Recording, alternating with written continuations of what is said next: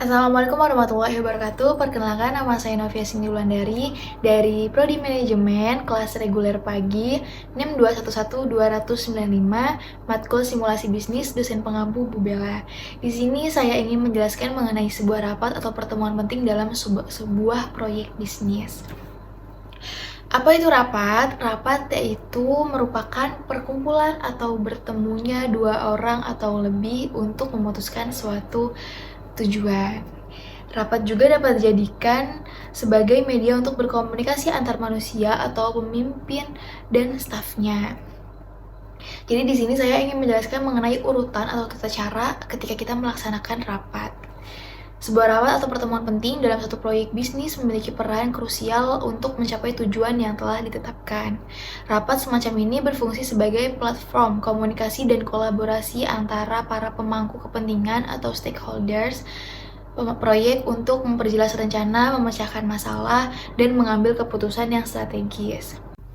Berikut ini adalah penjelasan tentang bagaimana rapat atau pertemuan penting dalam suatu proyek bisnis dapat berlangsung. Jadi di sini aku mau ngejelasin ada 8 tata cara atau urutan.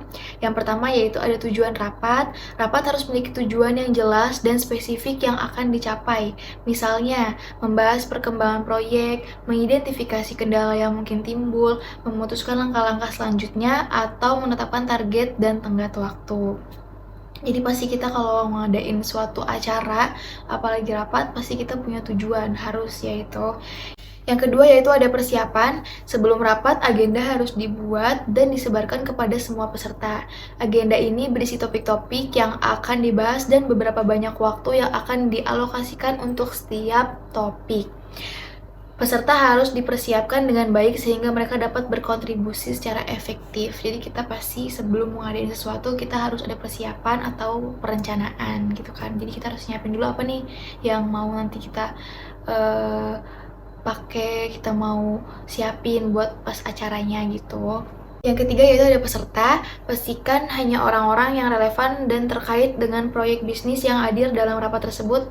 Hal ini akan memastikan pertemuan rapat berlangsung dengan fokus dan efisien. Jadi kalau kita misalkan ngadain rapat, itu tuh nggak semua orang.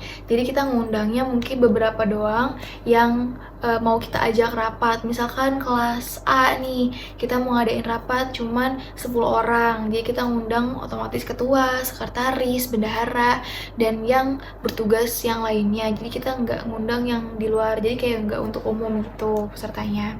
Yang keempat ada fasilitator. Setiap rapat harus memiliki seorang fasilitator yang bertanggung jawab untuk memandu jalannya pertemuan.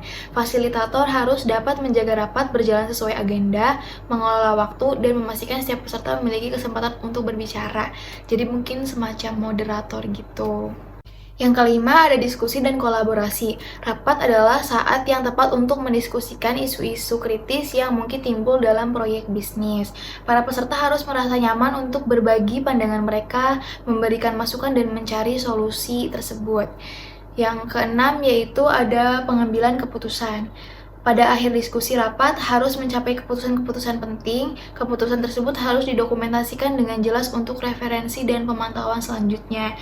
Mungkin kayak tugas sekretaris gitu. Jadi kita nyatet-nyatet yang penting dan kayak akhir rapat itu pasti kita harus ada kesimpulan gitu kan. Yang ketujuh yaitu ada tindak lanjut. Rapat harus diakhiri dengan rencana tindak lanjut yang jelas. Setiap orang harus mengetahui tugas atau tanggung jawab mereka, tenggat waktu, dan langkah-langkah selanjutnya setelah rapat berakhir. Yang kedelapan yaitu pengawasan dan evaluasi.